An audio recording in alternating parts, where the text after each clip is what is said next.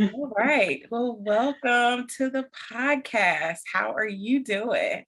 I'm great. Thank you so much, Erica. I've been following you for years, and it's really good to be on with you and getting to see you in person, I guess virtually, and getting to chat with you. So thank you for Yeah, having me. absolutely. I'm so excited to have you. So I would love for you to just share with our listeners a little bit about yourself and what you do. Okay. So my name is Jamala Arland, and I describe myself, I think now based on my experiences, and the key experiences that define me have been my experiences with endometriosis, meeting my husband, who is the perfect husband for me, our journey through IVF, congenital heart defect, which was a condition that our son had, and then also child loss. So I describe myself as an endometriosis survivor, a wife to the best husband, an IVF warrior, congenital heart defect advocate, and a grieving mother. Love that. So I would love for you to just take us back on that journey to motherhood through infertility, through loss. Share with us your story. Yeah, it's all I often think about, where to start with this story, especially with endometriosis. That probably goes back a bit to my teenage years, but I was diagnosed with endometriosis when I was 24. And during that journey, I lost my right ovary and right fallopian tube. And literally during that time in my early 20s, where you're just kind of, just starting to learn yourself and find yourself, I literally felt off balance and out of symmetry with my body and with what I was experiencing there. And I consider that one of the first defining moments for me as an adult woman. And it was challenging and shaking and also embarrassing. I felt very embarrassed about this diagnosis and losing half of my reproductive organs and not feeling like a full woman. On top of that shame that I was experiencing in myself, I was also learning, and I learned during that experience that it was not okay to say the things that I was feeling, because I was told that everything was going to work out. You're young, you have time, and that also that I didn't have enough faith. If I believed in God and my faith was strong enough, then everything would be okay, and I wouldn't be having these feelings of doubt and shame. And really, I felt that I was not believed in the things that I was experiencing, and that really silenced me. And I stopped talking about what I was experiencing at that time. I navigated the rest of my 20s settling in relationships, I call it. I did not feel whole within myself, so I did not demand or expect wholeness from relationships. Um, and then I met my husband in my early 30s, and I would describe him as the kindest person that I know. Um, that there are things that I believe, and one of the things that I believe the most is that he was sent for me for the journey that we have been on together in our relationship and with our family.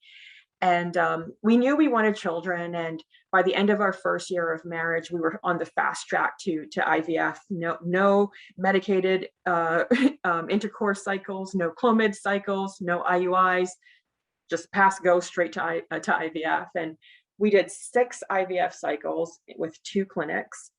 I had another surgery for fibroids, and where my left fallopian tube was removed, which pretty much confirmed that IVF was the only way for us to have children um, biologically. We did 3 unsuccessful embryo transfers. We had counseling with a therapist who specialized in fertility, just to deal with the grief and the losses. There were a lot of tears, a lot of crying, and also a lot of platitudes and invalidations of the grief and loss that goes along with infertility. And countless suggestions, really uneducated suggestions from people who didn't necessarily understand, and we were supposed to receive those graciously and just accept that unsolicited advice. And 3.5 years, we were waiting and hoping and living our lives on pause. And ultimately, it felt as though we were spinning in place in our lives and in our marriage, because everything was planning around the next IVF cycle or the next transfer, the next treatment or thing that we were going to do. And I spent that time really feeling that we were just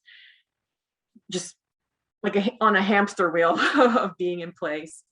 So on top of the shame of endometriosis, sat this new shame of infertility. And I had already learned that it was not okay to say the things that I was feeling. So in that experience, I silenced myself and I didn't talk about what we were experiencing.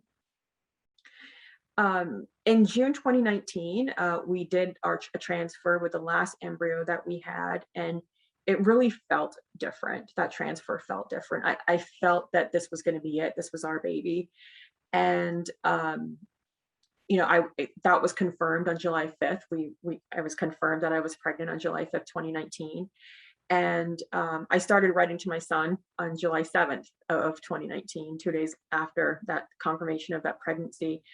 I just had this feeling that he was going to be. I felt that I knew him in a way that I could not explain, and I also felt that I knew it was a boy, even though we didn't have that confirmed until September. I just knew, and I just really had this moment of this is it, and we had finally reached the mountaintop. And I don't know if you've ever had this feeling, Erica, where you're just waiting. You just feel as though you've arrived. You're there on the mountaintop, and then suddenly the clouds part and you realize, no, this is not the mountaintop. This is actually a valley for the next mountain.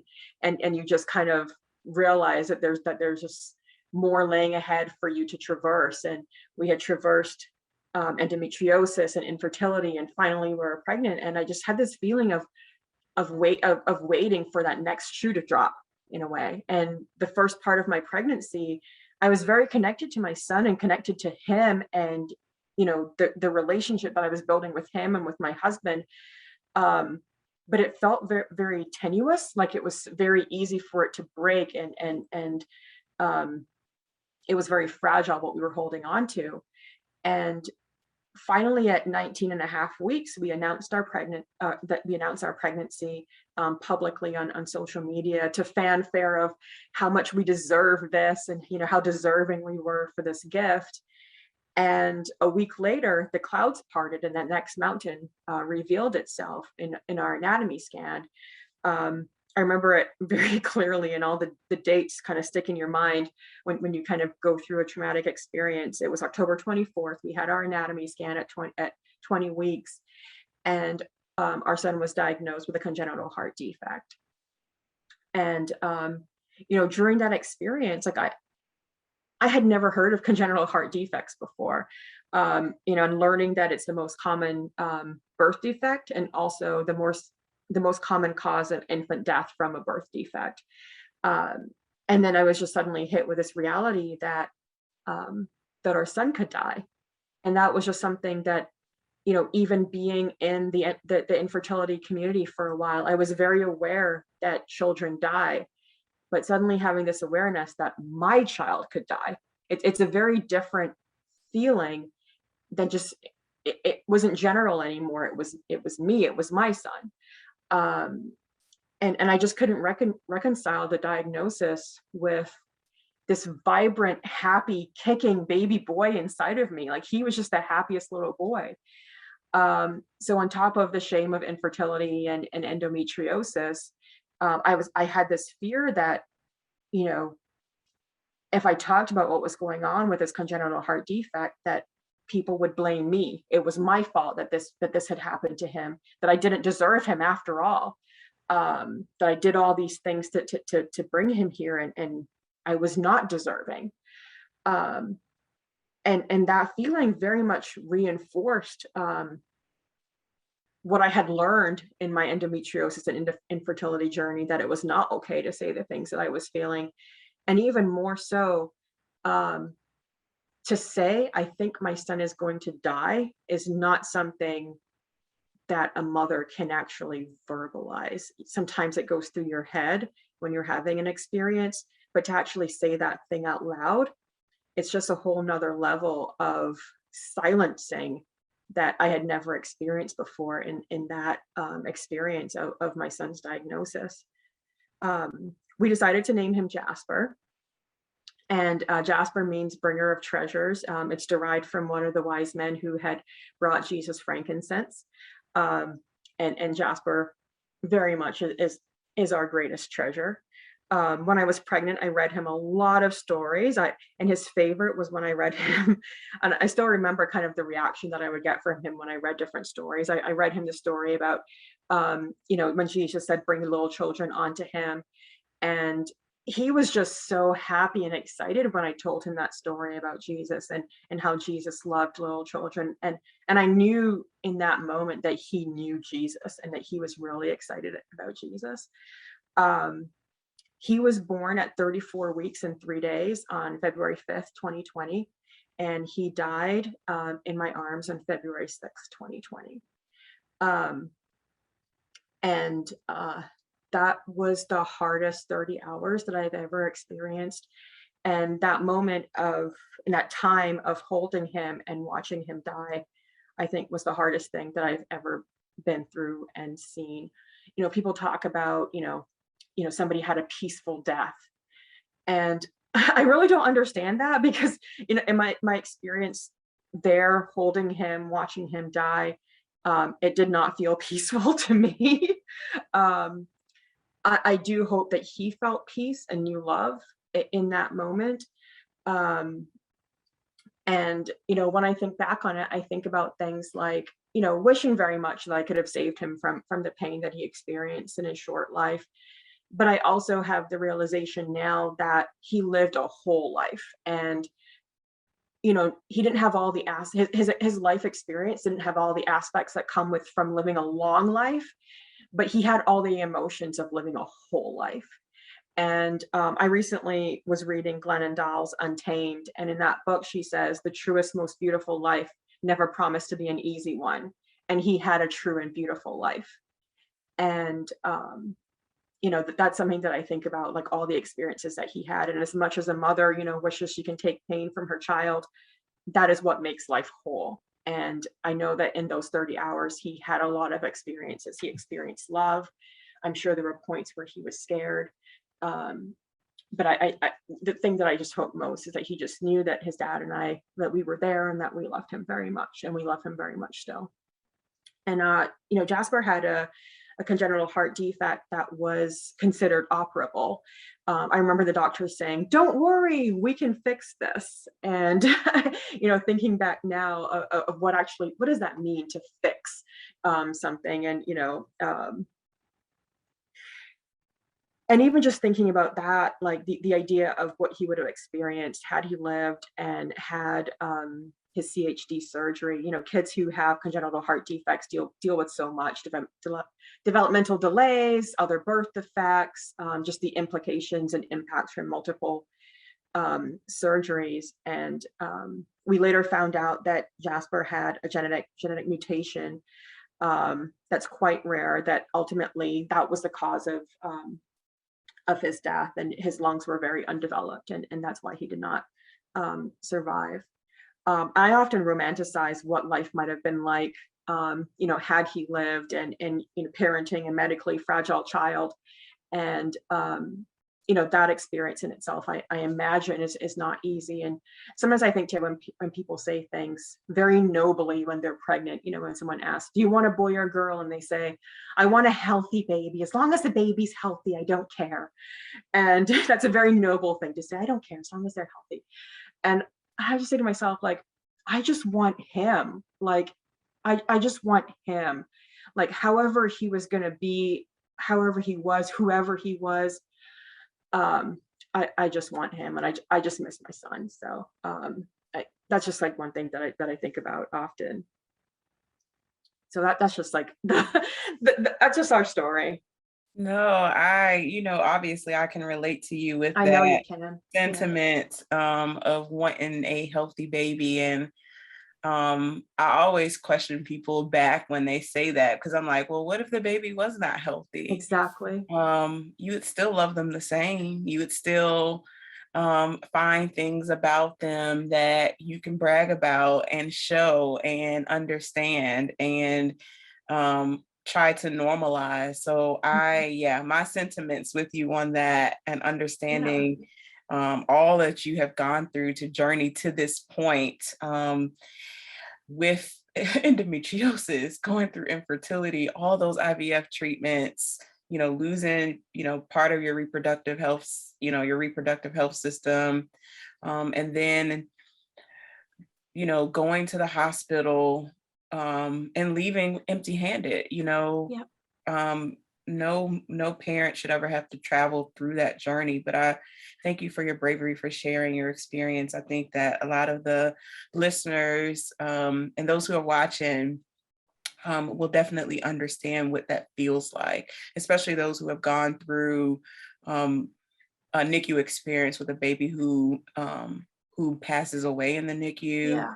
and are given a prognosis that's not, doesn't look good even in utero. So I would love for you to take us on what happened after he passed away. Were you all given the opportunity to take some tubes out of him, take him off of life support, and actually hold and spend time with him after he passed away? Did you have a memorial service for him? How was those first, few moments in those first weeks after he passed away? Yeah. Um, yeah. Thank you for sharing that and asking, because it's really interesting because people don't ask those questions. People, I think, sometimes forget that after your baby dies, like there's all the normal things that happen when an adult dies. I think people forget all the things that you're experiencing on top of all the postpartum, um, things that you're going through. And like you said too, like you were talking about just medically fragile children and normalizing that experience of parenthood and pride. That also translates to bereaved parenthood. I still have a lot of experiences and stories and memories of my son that I'm very proud of, to talk about and to share, but it's often met with like, this really awkward silence of like, we can only talk about certain children, the ones that are healthy and the ones that are alive. We can't talk about sick and dead children, which is just very bizarre in our society. Um, but after Jasper died, we did get to hold him, and our doctors and nurses were so very compassionate. Um, in that moment, we had a chaplain come in, and she said prayers for him, and that was one of those moments where like in the fog of the moment, I wish that we had thought to record what she said, because she said the most beautiful prayers. It was like she looked into my heart and she knew exactly the words that were there, of what I was praying for him, for his next life, and for that journey. Um, the nurse, we had a nurse who had recorded his heartbeat, when I was holding him. So I have a little teddy bear that has his heartbeat in it. And the crazy thing with it is that, when they did the recording, they put it in a teddy bear, and the nurse picked the teddy bear, and we didn't realize that she was going to do that. And when we came in to see him later on, there was this little elephant sitting on his shelf, and we're like, "What is that?" And she's like, "Oh, we put his heartbeat in this little elephant." And I was like, "Do you guys only have elephants?" Like, "No, we have a whole closet full of zoo animals." And of all the animals for them to pick, elephants, that we were decorating his nursery with elephants. So that was his animal. So it just felt as though, like, she was guided, to pick the animal that was perfect for him and perfect for us. Um, After he passed away, I had a C-section. So, I was still very limited in my mobility, and I had postpartum preeclampsia. So I was on a magnesium drip, which just creates a whole mind fog. So a lot of my memories just are very foggy. But I was also, physically couldn't do a lot. My husband, I watched my husband bathe him. So he got to bathe him, and I took some pictures of that. And that's something that was really special, to really watch my husband with his son, and have those moments as a father, and doing the things that I know that he would have wanted to do with his son. Um, they took pictures of him, and just gave us, like, just a really nice box with his prints and his handprints and footprints. And those are things that we treasure very much. We have a keepsake box for him that continues to grow even in death. Like, there are more and more things that we find that we are just drawn to, that tell us that, hey, Jasper's showing us that, and that's something that's for him. Um, so we were able to do those things. After we went back to our room, I took a nap, and then I actually realized that I hadn't kissed him. And it was just this really, I was awoken to this feeling like I need to go back and spend more time with him. I need to hold him again. I need to kiss him. And that was not something that I necessarily knew that I could do or that I was supposed to do, but I was very drawn to doing it. And we went back and we held him again. And by that time, the nurse had cleaned him up a little bit. All the machines in his room had been moved, and it was just very quiet and very peaceful. And the experience of his death was traumatic, but that going back to his room after and spending that time with him, I'm so glad that I did that, um, because it actually kind of created this other image in my head of the death experience, honestly. And he just looked so peaceful and just calm lying in his bed. And I got to hold him again and kiss him. And my husband actually held him too a little bit longer, and we just got to spend more time with him. So the nurses and doctors at our hospital were so very compassionate and um, really gave us the time and space to spend time with him.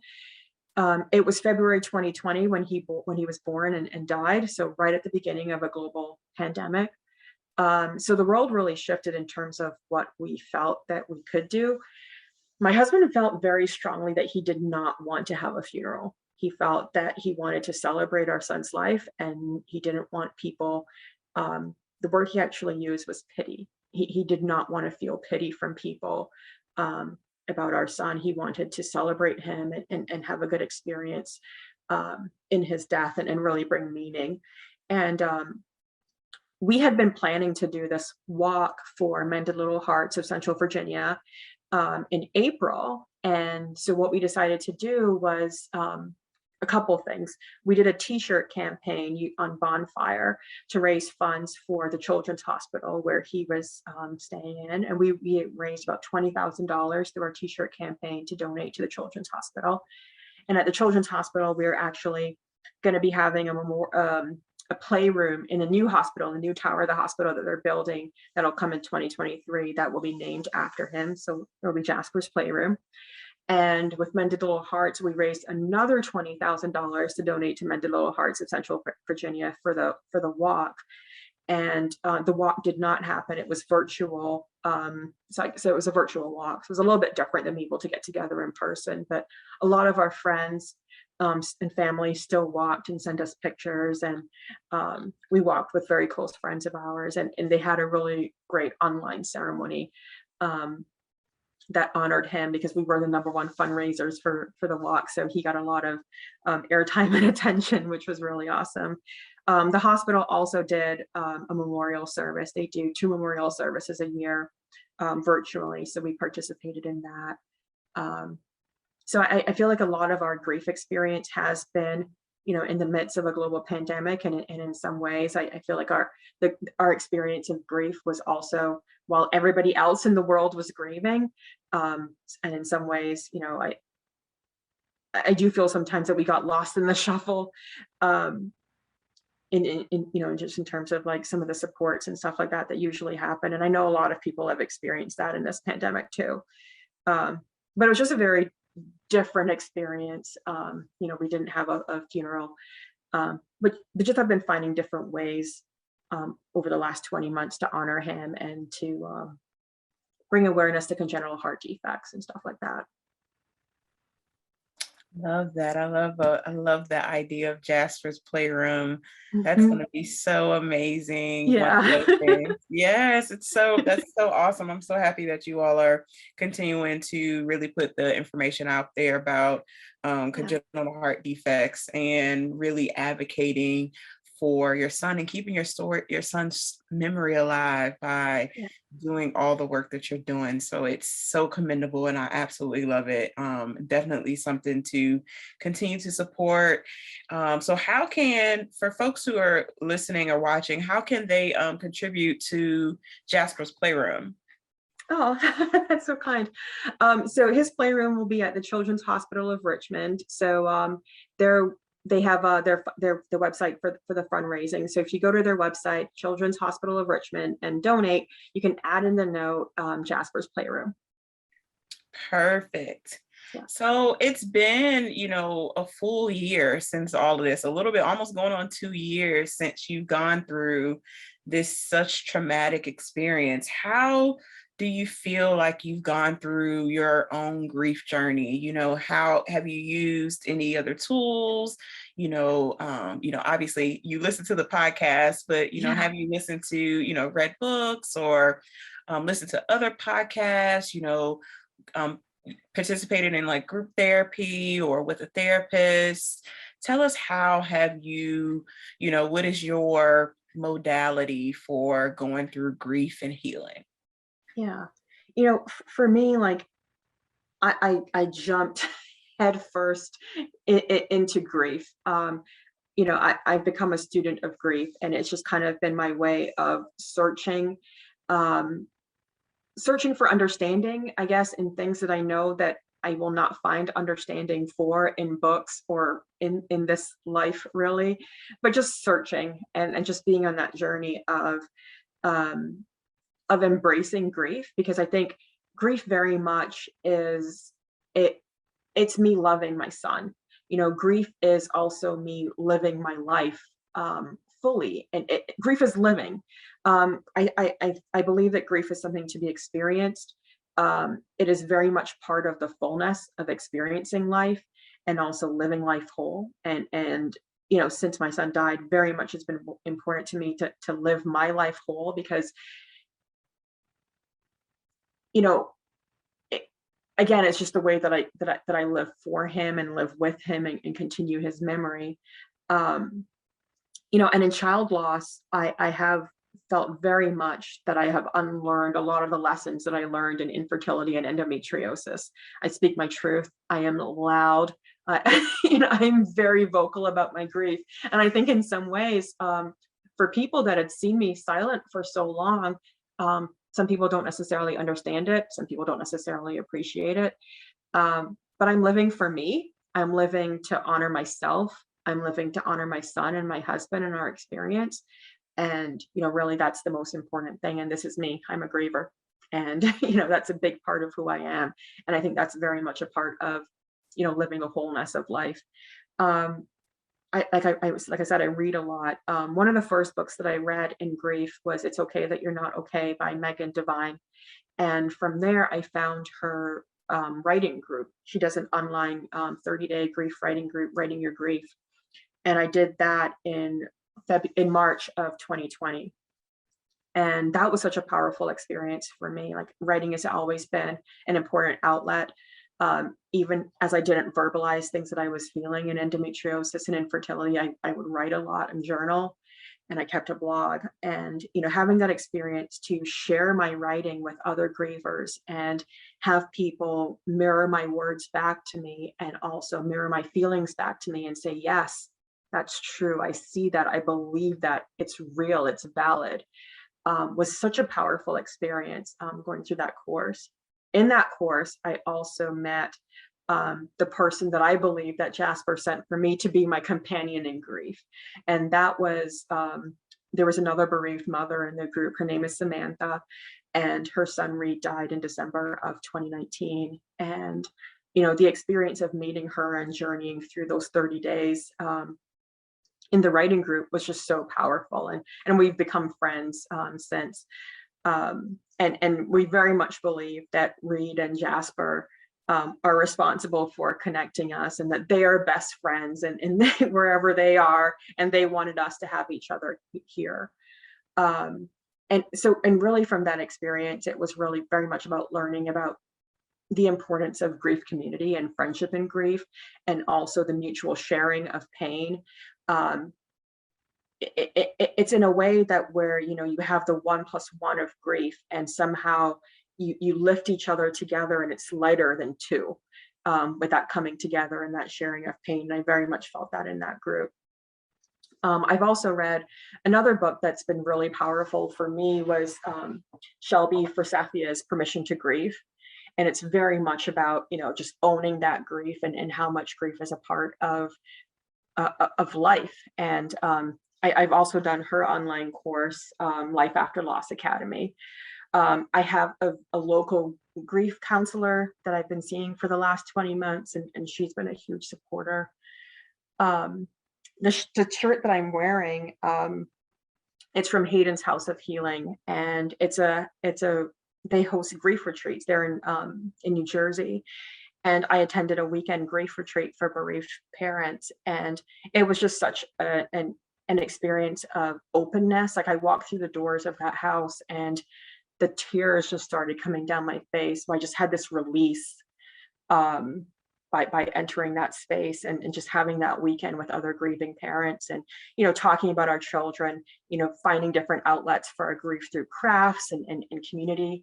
Um, so just a lot of different things that have really been just trying to tap into as many resources as possible. Another thing that I really enjoy doing, the Lucky Anchor Project, they have a monthly online meetup group for bereaved parents, and that's been a huge source of community. So just it's really been just having those opportunities, and it's just kind of crazy how the online community, from infertility to grief, is just so amazing and welcoming in a way that sometimes real life, in air quotes, is not. You go to the internet and you just find people who have the same experiences, and say, yes, I see you, and it's real. And that's just been so impactful for me, like just finding community. Yes, I love that. And you share so many different examples and books. I think that it will definitely be beneficial for those people to definitely go back and visit those resources. I'll make sure I link them all in our Awesome. show notes and in the description box, because I think they're great resources to find community and find your people. I think that Mhm. everybody has a different way or may need different things as they navigate their journey. So I'm thankful for you for going on and doing that research to find your Exactly. place and find Exactly. And your just like community. trying different things. Exactly. Like, Absolutely. one thing may not work for you. And I'm just like, just opening myself wholly and fully to any experience to commune and share. And sometimes, like, you're sharing with somebody, or you're sharing something, and you're being open, and it takes a lot out of you. Like, sometimes I'm just so tired. Um, and sometimes I feel like in the sharing, like I'm breaking myself apart into those layers and into those pieces, and then rebuilding in a way that, that honors me, honors my experience, and and also makes me feel more whole than I've ever felt before in this person that I am, because I'm acknowledging those broken places, but also feeling more whole and filling in them in a way that I didn't before when I allowed myself to be silent. Absolutely. I love that. I absolutely love that.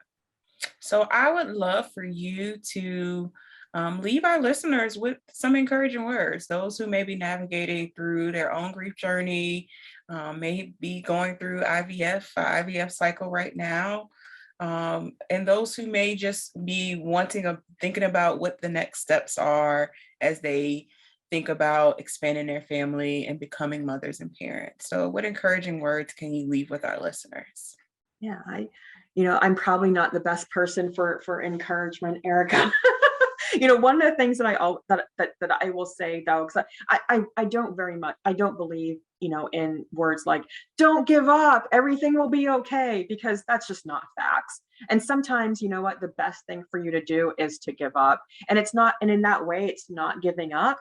It's actually listening to yourself, and having that knowing of when you've reached that point where it's time to take another course, and to do something different, and that is okay.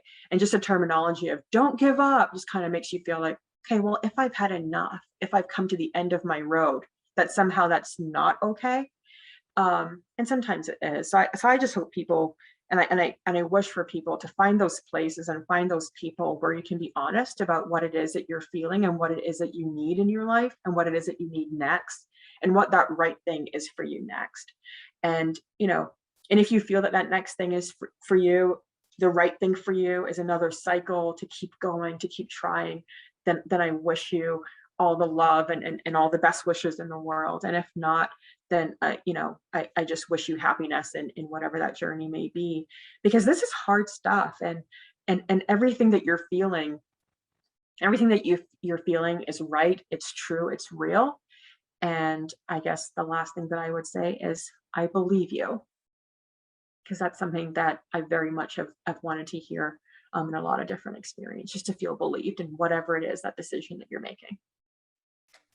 Perfect. No, I think that was perfect. As much as you like, I don't think I can leave it good words. No, that was perfect. Perfect to sum it up. So where can we connect with you after this episode goes live? Give me all your Oh. social media where we can look for you. So I am on social media on Instagram. I'm on Instagram at a legacy for Jasper, and that's a legacy for Jasper. I'm also, and I didn't tell you, I'm also working on a book.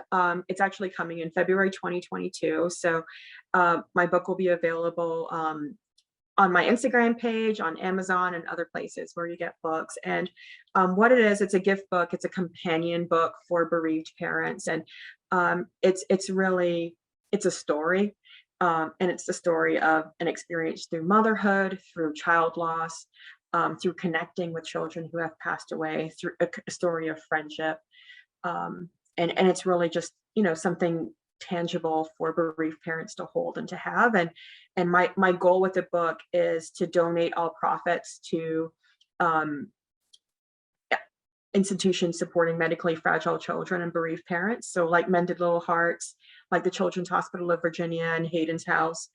Um, so both books and proceeds, I plan to donate all of those.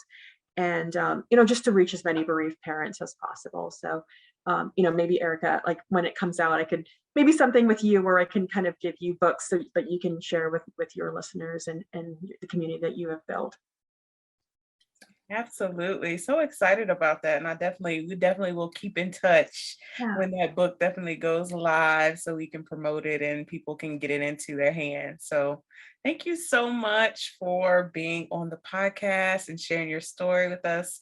I know that everyone listening who has gone on this journey definitely can get something from each of the things that you dropped in this episode. So thank you so much.